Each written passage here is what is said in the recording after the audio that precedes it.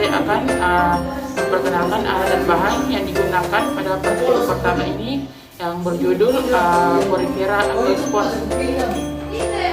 Nah, di mana bahan yang digunakan pada kali ini itu ada sabu kelapa kering, kedua itu ada natrium hipoklorit atau bakelin atau biasa disebut pemutih, ketiga itu ada alkohol, yang keempat itu ada aquades atau air tawar. Nah, sedangkan alat yang kita gunakan itu yang pertama ada kaca preparat, yang kedua ada pipet tetes, yang ketiga ada pinset, keempat itu ada cutter, kelima ada kaca pembesar atau loop, dan yang keenam itu ada tempat sampel yang bisa berukuran 5 mili atau sampai 10 mili. Antara itu ada tisu kering.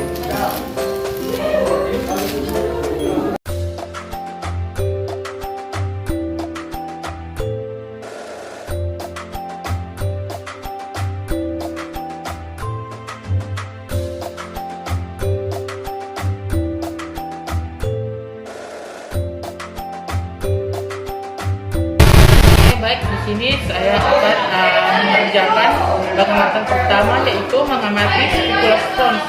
Nah, langkah pertama yang kita lakukan itu kita ambil sepotong sabu kelapa, kita sayatkan sekitar 0,5 sampai 1 m.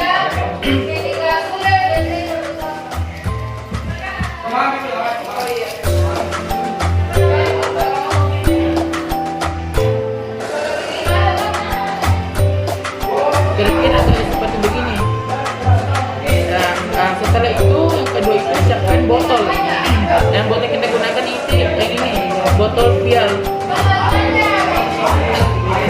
Kemudian tadi yang sabu kelapa yang kita sudah sayat kita masukkan dalam botol vial ini.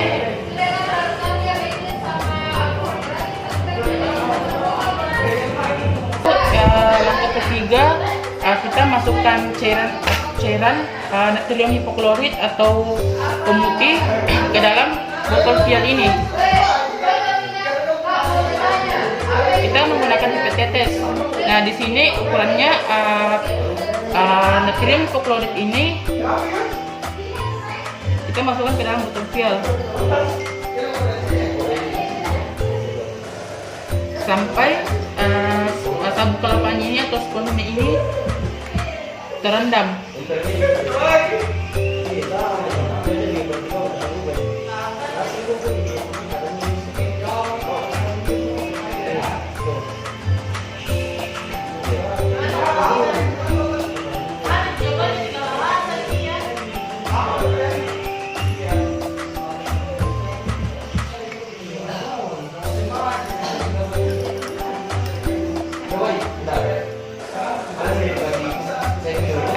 Setelah terendam seperti ini sabu kelapanya,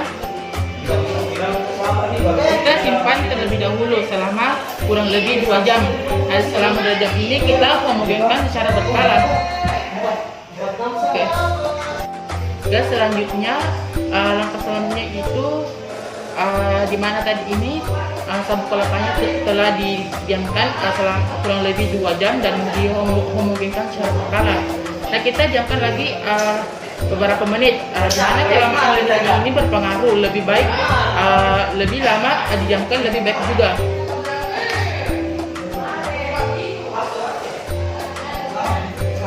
Tujuan didiamkan selama kurang lebih 2 menit ini yaitu agar spikula pada spons ini mengendap di bawah botol vial.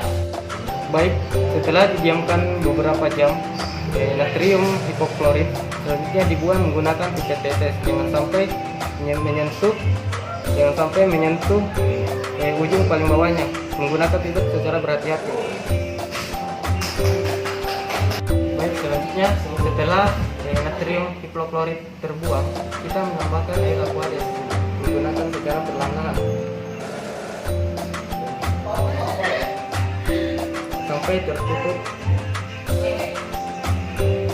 serbuk kelapanya.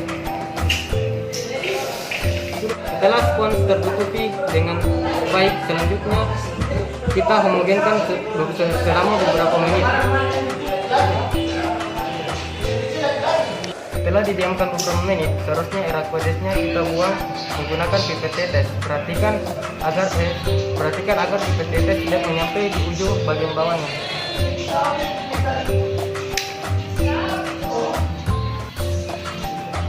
Langkah selanjutnya yaitu memasukkan natrium hipoklorit ke dalam sampel.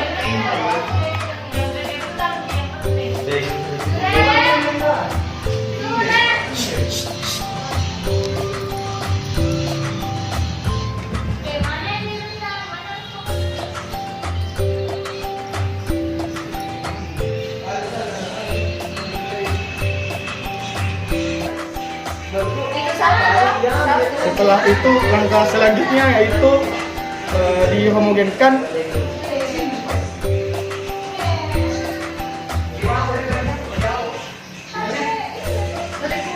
Lalu didiamkan beberapa menit. Langkah selanjutnya yaitu cairan natrium hipoklorit beserta bahan organisme dimana kemudian yaitu mengeluarkan aqueous keluar menggunakan pipet tetes tanpa menyentuh dasar tempat sampel.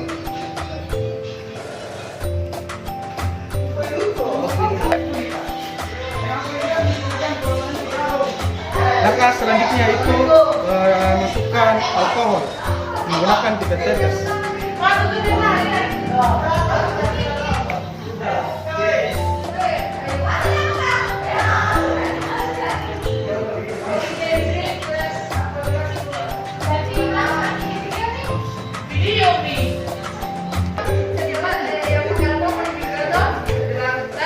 Lalu didiamkan selama beberapa menit. Setelah kita mengambil spikula dari dalam vial kaca ini, kita letakkan ke kaca prepared. Setelah itu teteskan, kemudian tutup spikula tersebut menggunakan kaca prepared lainnya seperti ini. Diamkan beberapa saat dan amati menggunakan loop tersebut. Dari hasil praktikum ini adalah gambar berbagai bentuk spikula magaskular spons pada kertas HPS atau kertas gambar seperti pada praktikum loop pada umumnya, dan video objek praktikum serta aktivitas selama praktikum mandiri dilakukan. Pengamatan yang ketiga, mengamati kerangka ektosomal dan kerangka koanosomal spons. Langkah-langkahnya sebagai berikut, yaitu ambil sepotong kecil spons. Langkah selanjutnya, menyayat setipis mungkin pada bagian permukaan spons yang terdapat ostium atau ostia. Jadi usahakan mendapatkan sayatan yang utuh.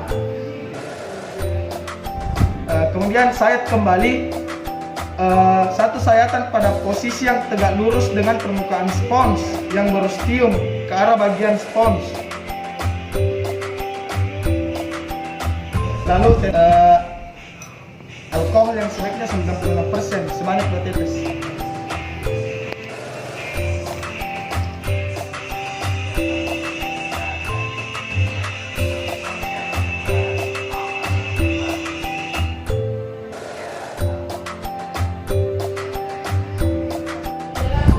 Langkah keempat ialah kemudian dimasukkan ke dalam oven berkisar 40-50 derajat Celcius sampai benar-benar kering. Berhubung kami tidak mempunyai oven, jadi kami menjemur menggunakan sinar matahari dari lingkungan aman dari hembusan angin. Oke, selanjutnya pada langkah terakhir, pada pengamatan eksosomal dan koasonomal spons, ini terdapat sampel yang sudah dijemur di bawah sinar matahari. Setelah itu, kita amati menggunakan kaca pembesar atau loop.